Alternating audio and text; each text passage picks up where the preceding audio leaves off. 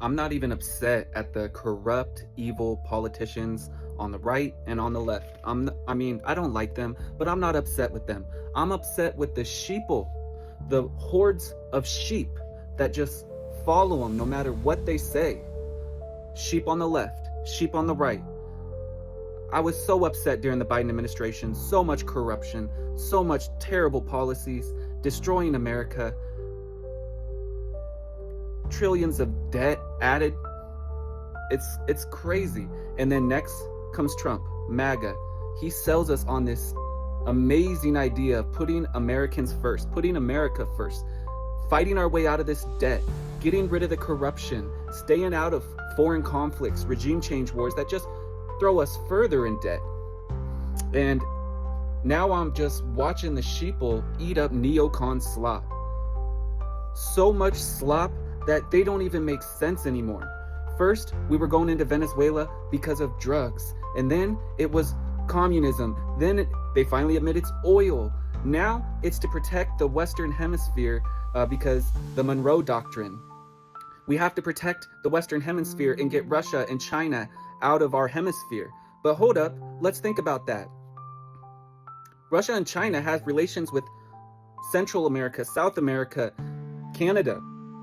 So are we talking about overthrowing every single country? And how many trillions and trillions and trillions are we going to go into debt for that? And do we even exceed? And if you want to talk about China, who is deeply tied to Mexico, who is importing fentanyl, drugs, killing our youth by the hundreds of thousands, and Trump just says, oh, Mexico needs to get their act together. They're worse than Venezuela. They're the ones that we should be stopping, is these Mexican cartels and their relationship with China.